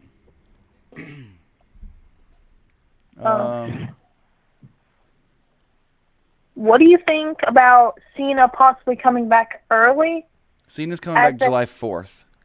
Yeah, that's what I thought they were doing. Do you Right. think he'll have any further dates after that? I honestly don't know. I know that when he does come back, they'll probably do something to lead him into SummerSlam. I honestly don't know who he could be facing at SummerSlam. But then I know, like I said earlier, he's got another movie he needs to film this year. He's going to be very limited in 2017 as far as his time in WWE. And I think maybe he works SummerSlam, then he does something maybe around Survivor Series time, and then comes back for, the run of Royal Rumble to Mania next year. I think that could be legitimately his time going forward. I think they have the perfect chance to have a 5 out of 5 stars match, better than Cena and Styles last year. I think they could have him and Nakamura have a great match. But everybody thought that Nakamura versus Ziggler could have been better than it was tonight, and it wasn't. And to be honest, I don't know if that was just the way it was booked, or it was because Ziggler stole that match. Ziggler made that match what it was, to be honest. Yeah. I don't know if it was the factor that Nakamura was just like, oh, this guy's good, I don't have to do as much to make the match look good, or if that's just really how it was booked for Nakamura to just do a couple big moves and then win. I really don't like how they had him hit a dragon suplex, then the Kinshasa, and then automatically win. I mean, Ziggler... Right, but that's always been his finish. Once he hits that exploder, boom. He's hitting the Kinshasa and then wins. Yeah. Well, I just don't like how Ziggler hit, a couple super kicks, a zigzag, a DDT, a couple famousers. I mean, he put so much work into getting Nakamura down, and then Nakamura hit 2 moves and win the match. Right. And that's what a lot of people have been complaining about since the match did happen. Like, they've been saying, why was it such a one-sided match, and then Nakamura just comes out of nowhere and wins. Hits 3 or 4 good moves, and boom. But I don't know. Go ahead. No, go for it. How do you feel about Mahal winning? Because I read on a news report that they were back and forth about it all day, and then at the last second they decided they've been back and forth a handful of times over the last 2 to 3 days, and as of last night, Mahal was favored to win. As of this morning, when I woke up, Orton was favored to win. And then less than 30 minutes before the show, now I don't know when the odds makers got this, but the odds shifted on most betting sites 30 minutes before the show went on the air. Right before the kickoff show match is when most betting sites' odds shifted in Jinder's favor. Like I said, I don't know exactly when the WWE made that decision and then when the actual odds makers found that out and stuff. But that had to have changed at least 2 times today. Yeah. I know this is a little bit ahead, but do you think in the future they could give Ty Dillinger something to work with? Because all he's been doing lately is squashing people. Right. He did tease on Talking Smack he wants in the Money in the Bank ladder match. Well, I've heard multiple rumors from Bleacher Report and World Culture that there are about 10 different people that could win the Money in the Bank this year. Right. I've heard Sami Zayn. I've heard really the 2 big names. The only real names that I've heard that is could really win it, Sami Zayn or Baron Corbin. There's other names floating around like a Ty Dillinger, Shinsuke Nakamura, but the ones that are legitimately in contention, Baron Corbin, Sami Zayn. I heard after the show, I read that Rusev was going to win the Money in the Bank this year and have possibly a triple threat at SummerSlam with Orton, Rusev, and Mahal. That's what I read. Okay, maybe, but the whole thing is that Rusev's been saying, I want a championship match at Money in the Bank, and if I don't get a championship match, I'm leaving. So I don't know how consistent that would be unless they've changed things up. Yeah, Rusev is very complicated because he was supposed to come with Lana, and then Lana got her own gimmick, and he's been out. And I heard, like, he got suspended because of the haircut. No. Okay. Rusev's been gone because he needed shoulder surgery.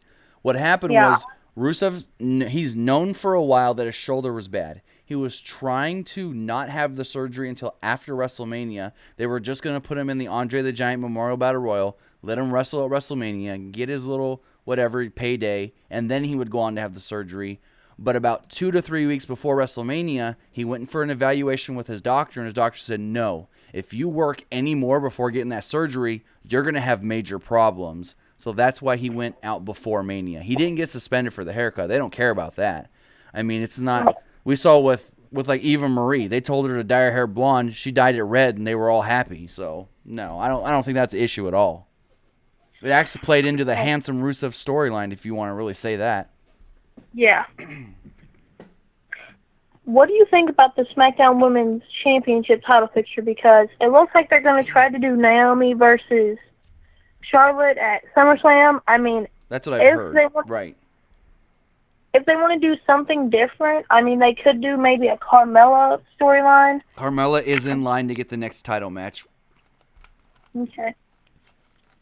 So that is the plan right now for Carmella to be the next one to get the title opportunity, but she's not going to win the title if the plan is to do Naomi Charlotte at WrestleMania. Because Charlotte even teased it last week on Talking Smack. She said, Naomi, I'll be your partner this weekend just so we can squash all this stuff with the welcoming committee, but my end goal is taking that title from you. She did say it. Most people were predicting that Becky Lynch would have turned heel tonight. No. That's what I heard. You were going to turn her. I saw the rumors. I saw fan rumors on Twitter about that, but nobody that I would call legitimately a source as far as putting out news ever said that. All right. Can we talk about Raw a little bit? You got 2 minutes. All right. I don't understand what they're going to do with the whole Lesnar thing because they have that fatal 5-way, and basically I think at the pay-per-view they're going to decide this is who you're going to be facing. Go ahead and start preparing for him. There you go. That's what they're going to do with Lesnar. Well, right now, the whole issue with Braun is up to 6 months. If they get the word that Braun is good to go for SummerSlam, Braun will get the title match at SummerSlam, and whoever was supposed to face Brock Lesnar at SummerSlam will face him at Great Balls of Fire. Whether that be Seth Rollins or Finn Balor. It's going to be one of those two from what I've heard. I'd rather have Balor because he really never lost the title. Right. But at the same time, if you know that your challenger's going in losing, I think it should be Seth Rollins because Seth Rollins could lose and it wouldn't hurt him as much as, say, a Finn Balor who hasn't done anything significant yet on the main roster since returning. Yeah. Plus, honestly, I really felt like if it is going to be Finn Balor, they should do that at SummerSlam instead because he's going to lose, but at least they have that story behind it where 1 year ago he won the championship and then had to drop it the next day. So there's that behind it too, as far as if they would be able to do it at SummerSlam or not. All right, that makes sense. I thought Braun was going to legitimately just be out 6 months. That's it. The injury right now it is worse than they expected. Like it is worse than they expected, but he can be out for up to 6 months, and they're hoping that if they can get him into rehab ASAP and have him there like multiple times a day, he can be back barely in time to work SummerSlam. Like they did with Rollins in WrestleMania. Right. Exactly. Same thing. They're just going to push it right up till, they're going to, right after Great Balls of Fire. If they get the word that he could be good to go, then they're going to go with it. Do you think if he is cleared at SummerSlam, do you think Braun could take the title off Brock, considering that they want to do Reigns versus Brock at Mania? I don't think they would, but they could. Because you always have, well, Brock can get the title back sometime down the line. So they could do it, but I don't know if they really want to pull that trigger right now. I think, to be honest, they want to keep the title on Brock all the way to Mania to make him look like the unbeatable guy, the unbeatable champion. Nobody can beat him. He's had the title for 1 year and never lost it until Roman Reigns comes to Mania and beats him.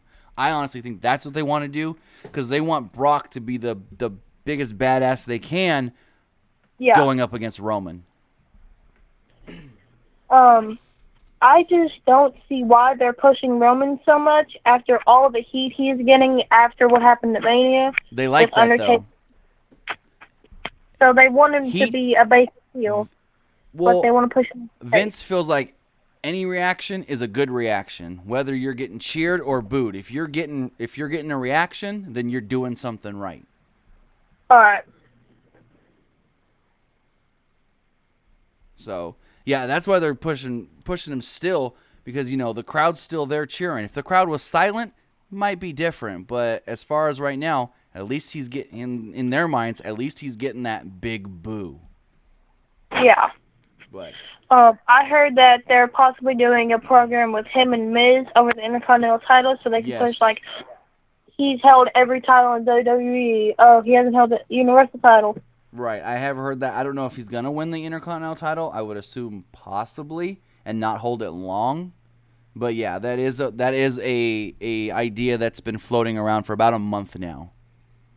I hope they turn Ambrose heel. I mean, he is just such bland as a face. I mean, if you look what he's done recently, yeah, he won the WWE title, but that was over a Money in the Bank cash-in. True. And then he had a horrible match at SummerSlam with Dolph Ziggler. I mean, that was one of the lowest reaction matches I've ever seen at a major pay-per-view like that. Right, as far as a title match goes. Yeah. I think that Cena and Styles match got 10 times more reaction than that Ambrose-Ziggler match did. Well, of course, because it was better. Yeah. But if they would have put the title match with Cena and Styles, that would have just made it even better, like the Royal Rumble was. Right. But, all right, I want to say thanks for the call and have a great night. All right, thanks, Tim. I've been a huge fan, not a subscriber, and I might call back at the next pay-per-view. Not a problem. Hey, we'll be live again tomorrow after Raw. All right, see you. Not a problem. Have a good night. All right, let's check the chat. We haven't checked the chat here in a minute. Let's scroll up. Balor is even better, according to Joseph Wyatt, which is very, very true. Kato Patton says, yeah, turn Roman heel. Vlog of Awesome says, I think babyface Balor versus heel Roman would be great Universal title feud. I agree with that. That could be really good. And they teased it because, well, they didn't tease the title feud, but they teased something for Balor Reigns because they said, you know, Balor's first night here on the WWE, he beat Roman Reigns. Then this past week on Raw, who won? Roman Reigns. There got to be a rubber match. There's got to be a rubber match. Let's see. Kato Patton says keep Ciampa and Gargano on NXT. I really think they need to do that as a long-term feud because in NXT you don't see many long-term feuds other than over the championship. I mean, we have gotten this Sanity Roderick Strong thing that kind of seems long-term because he was helping out Ty Dillinger for a while there. But I think with Gargano and Ciampa, there's really it's the story's written for them already. Once Ciampa attacked Gargano, the story's written. You have Gargano win at the next pay-per-view, the next takeover. Ciampa's still unhappy. Ciampa says, you know what? No. I'm not losing to you again. I'm not taking it. Attacks him again. Gargano goes, you know what? I'm going to fight you again. And if I win, this is it. And so they go on, and then maybe Ciampa wins. And then Gargano wants another rematch for the rubber match. And they can probably have this go on for the rest of the year in NXT. Throw a little couple things in the middle here and there. Throw some guys in tag team match, whatever. But, I mean, they can have this go till SummerSlam, in all honesty. All right. Where are these legal betting odds. People are talking about the betting odds as far as some are saying they're legal, some are saying they're illegal. Either way, they're right. I mean, the betting odds got it all again tonight. Joseph White says you can actually bet money on wrestling, no joke. Yeah, I mean, people make money off of betting on wrestling. I know people that do it, and I know people that make a little money off of it. Let's see. Joseph White says our odds for WrestleMania in general are dumb. Now you guys are saying that you could bet on the Oscars. All right, take this call. This will be our final caller of the night. Caller, you're on the air. What's going on? Hey, I was just going to call in. The line was tied up, but now it's open. What's going on? I was surprised to see Ginger win. I didn't expect that. Well, what did you think of it when it happened then? I was saying for like a long time, but nobody was believing me. I was saying that. What about the Steen brothers? Because everybody just thought it was going to be a one-on-one, but I was right. They interfered. I mean, I was telling people all last week, Orton, there's a good chance that Orton retains, but you got to remember, don't be surprised if Jinder does come out the champion, because I was hearing things about, one day they're saying Jinder's going to win. Then the next day the talk backstage was that Orton was going to win. And just today, it changed twice. Yeah. But to change the subject just a little bit, about that last guy who called, maybe it's just me as a Dean Ambrose fan, but I don't feel what he's saying is true. It can't be entirely contribute to be Dean's fault. It's a little bit of the people backstage as well. Right. Not letting him unleash his lunatic gimmick. Right. And, forcing him to calm it down a little bit from his DCW days. No, I get that. So I don't think it's really entirely his fault. It's not easy to be a wrestler because you have to do a lot of things that you're told. So exactly. But yeah, I mean, At some point, I'd like to see Asuka versus Charlotte. Oh yeah, that would be good. Or Asuka versus Sasha Banks could be good as well. Yeah, if she's on Raw, that would be good as well. Right. Even her versus Bayley would be pretty good because things didn't really get resolved in NXT with their feud. It just got put on hold. Well, not really, because they had the match where Bayley lost the title at Mania weekend, and then they dragged it out, and Bayley lost again SummerSlam weekend. So Bayley lost twice to Asuka. Yeah, I guess you're right. So, but they'll probably continue it once you go to the main roster. It really all depends on if Asuka goes to Raw or SmackDown. And to be honest, I think she should go to SmackDown because they do need the help over there with the women that they have.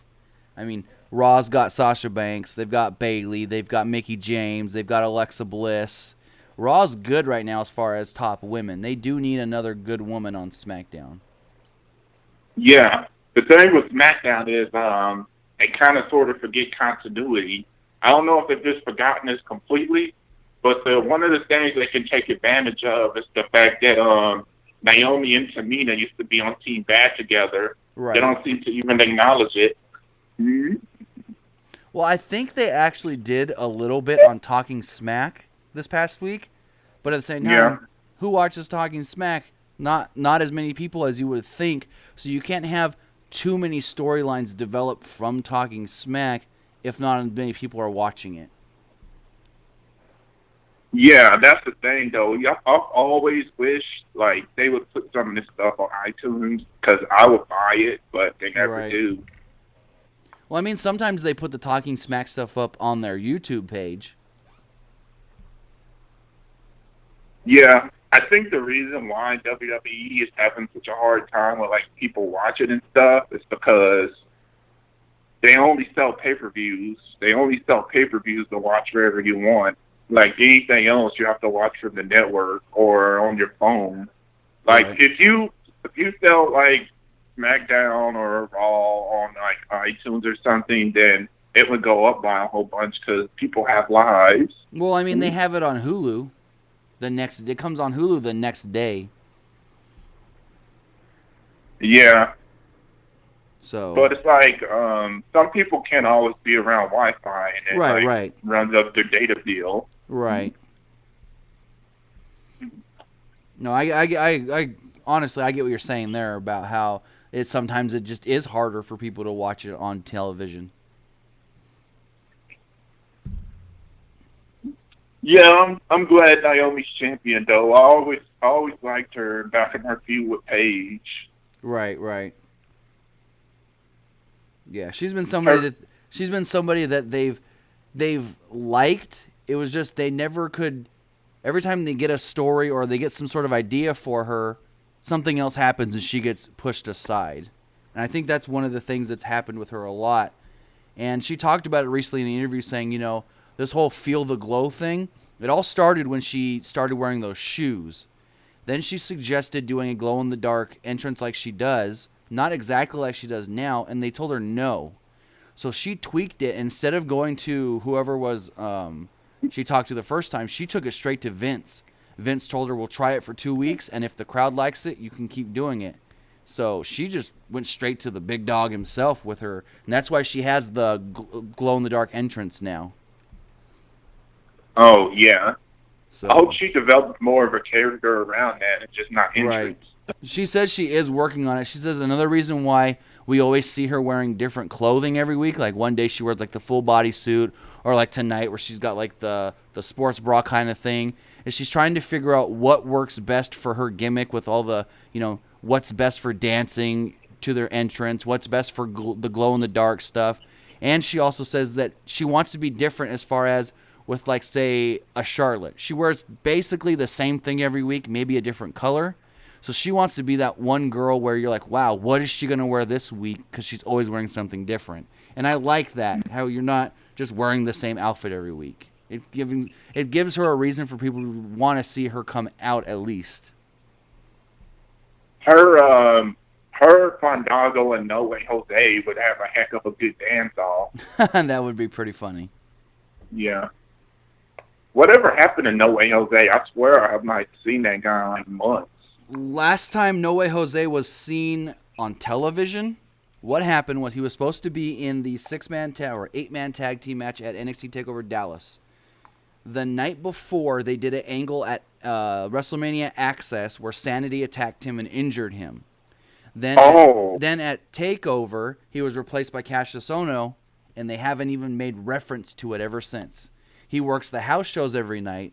WWE has put up videos on their YouTube channel of him at the house shows, but they haven't made a reference on NXT television since.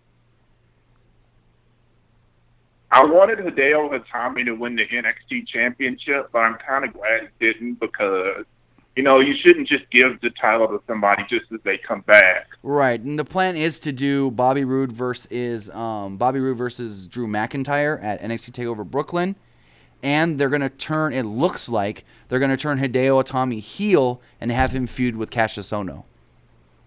Oh, yeah, it's going to be like the Apollo Crews and Dolph Ziggler thing. I don't know. It kind of started the same way if you really look at it. Yeah, I just thought that was funny when I was watching that segment on YouTube. Right. When he was throwing all the stuff around. Yeah, throwing a fit and somebody's trying to say, hey, calm down, and he gets mad at him. It's almost the exact same setup. I think the reason why they made it seem like he was cursing is because they didn't want to give him subtitles or something. I honestly don't know. I mean, it works as far as if they're turning him heel, though. Yeah, I think he would be a pretty brutal heel with those kicks and strikes. Oh, yeah, for sure. I was thinking the other day, Booker T and Goldberg should I don't know. They should at first I thought Booker T should actually be in Andre the Giant Memorial Battle Royal because I thought it would be a good surprise, but they didn't. But I was thinking Booker T and Goldberg are like the last two people around from the WCW days. You could do something with that if you wanted to. But Booker doesn't want to wrestle at all anymore. Booker's actually going to run for mayor of Houston, I think, in the next couple of years. If not, I don't know if it's next year or if it's 2020. But Booker's looking to run for the mayor. Well, I'm glad. No offense, but he's all right, but I don't think he's that great of a commentator. Right. I mean, he's better than David Otunga, in my opinion. Oh, yeah. Yeah, definitely. And he botches less than Morrow sometimes. Well, I don't know about that. I mean, Morrow's one of the best out there. Yeah, too bad he had to leave. There's a rumor that he could come back, though. I'm trying to get more information on this, though. Yeah, well, I don't know about you, but I think they took the title off. I think they took the title off Becky Lynch too soon. No, I don't think so. Yeah, I would have liked to see her at least lose it up to at least a few months after that. But she's just one of my favorites. It worked because it really helped push Alexa Bliss, and Alexa Bliss has been amazing since winning the championship the first time. Yeah. But all right, I gotta say thanks for the call and have a great night. You too. All right, guys. Let's see what you guys are saying in the chat. Almost done here with this stream. And then, yeah, we'll be back again tomorrow night for Raw, Tuesday for SmackDown. But let's see. I know some of you are asking about John Cena coming back on the 4th, and that's strategy. They know that typically attendance and ratings are down on July 4th. You know, people want to go out. They want to light their fireworks. They want to have fun. They don't want to watch wrestling live. They'll maybe DVR it, watch it on tape delay, or somehow get an illegal download. So them saying John Cena's going to, them wanting John Cena to be on that show, it's going to be a way for them to say, okay, this may actually get people to want to watch on TV. It may actually get people to want to stick around their house just a little bit longer to see John Cena, and then they'll leave. That's the thinking of it right there. As far as for going to the show, that SmackDown and the Raw the day before is going to be in the Talking Stick Resort Arena in Arizona, Phoenix. They're running a buy one, get one deal. If you buy a ticket for Raw, get a free ticket for SmackDown. If you buy a ticket for SmackDown, get a free ticket for Raw. So they're really trying because July 4th is always a hard day for them. Always. Let's see what you guys are saying. Some of you are saying that, yes, it does look like Utami is going heel. Booker T said he wrestled strong style tonight. I don't think he knows what strong style is. That's funny. Oh. And Gwiz says he just started filming his new films. Filming a movie takes a while. I don't know if Cena's filming a movie at the moment. I know he did. I don't know if it's done or about to be done, but he is doing that movie Daddy's Home, which has already started filming. He's got his movie The Wall that just came out, and he's got to do promotion for that. He's then got, I think it's an HBO movie called Toward a Pharmacy that's coming out. And then, yeah, he's got to film The Pact as well sometime this year. So he's a busy man. And wrestling, I don't know. He admitted that when he dissed The Rock for leaving for Hollywood, that was wrong, and that he now understands. Let's see. Killian Murphy says, if they do Roman-Miz feud, will fans still boo Roman and cheer Miz and want Miz to win? Probably. I could still see them saying, you know what, we don't like Roman, let's cheer the Miz even though we don't want to. I can see that happening. David Lavery says, Sami Zayn, Ty Dillinger, Money in the Bank. I think it's too soon for Ty Dillinger to win Money in the Bank. Maybe, honestly, I don't know. I think it's too soon for Ty Dillinger with Money in the Bank being next month. And they haven't done anything significant with him on the main roster. Sami Zayn, though, I can see it being Sami Zayn for sure. And with Kevin Owens saying that he eventually wants to be WWE Champion on SmackDown, you have him get that championship, and then Sami Zayn can cash in on Kevin Owens. That would be amazing right there. Gerardo Mendoza says, what a year it has been for the three-man band. Yeah, I mean, Drew McIntyre coming back to WWE, getting a big push in NXT. Ginger's the champion. Heath Slater was a former tag team champion. Joseph White says the HBO movie's about roids. Yep. Ryan Armstrong, what about Cena filming American Grit? American Grit has been filmed. Season 2 comes out in July. They haven't announced if they're doing a Season 3. But if they do a Season 3, they'll film it like they did last year, October, November. But yeah, they haven't announced if they're doing a Season 3 yet. Season 2 hasn't debuted. It should debut this summer. Fox has a very big lineup of new shows coming out this summer as well. Shrek Trolls, everyone says Dillinger should go to Raw. No. Ty Dillinger is perfect on SmackDown. I think he would get lost in the shuffle on Raw. Alfredo Ponce, is Cena doing a Marvel movie? Not that I've heard. I can look that up really fast, though. John Cena Marvel. I can look that up. I haven't heard. I think I had heard that. Hold on. I know he's supposed to have some sort of cameo in the new Thor, but that's already filmed and done. I don't know exactly what his role would be in that, but hold on. Yeah, I think he's supposed to have like a slight cameo. Maybe playing himself. Hold on, I'll tell you right now. Let's see. John Cena might be in Thor Ragnarok.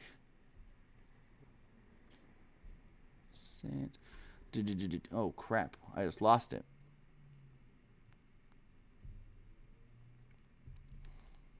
Yeah, I don't.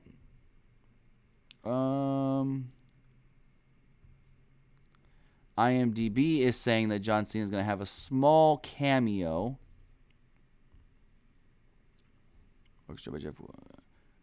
Okay. Yeah, see, I don't know. All I'm seeing is that he could have some sort of a cameo in the new Thor movie. But I don't know exactly what his role would be. Just for Fun Gaming, is Rusev going to be on SmackDown this Tuesday? I hope he is. I really hope he is. He was supposed to be last Tuesday, and he went to a hockey game instead. So hopefully he can be there this Tuesday and start building for Money in the Bank. Shrek Trolls, everyone says Adam Cole. Adam Cole's probably not coming in until closer to take over Brooklyn if everything goes according to plan. King 84109 James says, who is the next person going to leave TNA or ROH going to WWE? Well, we've got Mike Bennett from TNA. We've got Adam Cole coming in. Crazy Steve is coming in. But as far as who's going to leave and come, I don't know. Looking at everybody in ROH and everybody in TNA, Rosemary, WWE wants her for the women's tournament. So she could be leaving. Her contract does expire, I want to say early July. And then she'd be right there, barely making it for that women's tournament. So we could see that happening. DeAndre Duke says, please read my previous comment. This is what happens when you simulate too far in universe mode. Jinder is WWE champion. That's pretty funny. Just all of a sudden. But all right, guys, I think that's going to do it for tonight's show, tonight's live stream, talking Backlash. We've still got Kevin Owens as your WWE United States Champion. Jinder Mahal, the Maharaja, is the new WWE World Heavyweight Champion. And now we got to build SmackDown going into Money in the Bank. We've also got Raw tomorrow night, building up towards Extreme Rules. And remember, guys, SummerSlam ain't next month, because a lot of you keep talking like SummerSlam's next month. People keep asking, are they going to do this at SummerSlam? Are they going to do this at SummerSlam? Each brand still has 2 pay-per-views before SummerSlam, so you just got to remember that going forward. But again, thank you, everybody, for joining us here. Callers, listeners, everybody in the chat, everybody who's going to watch this on the replay. I do got to say thank you for everything you've done to support us here on YouTube.com, helping us get to over 20,000 subscribers, to 20.5 thousand subscribers as of right now, and we haven't even hit our 2-year mark. Our 2-year mark will be August 1st. Again, thank you for joining us here live, or again, like I said, on the replay here on YouTube. and have a great night. We'll see you tomorrow for Monday Night Raw. Well, after Monday Night Raw. Have a good night, guys.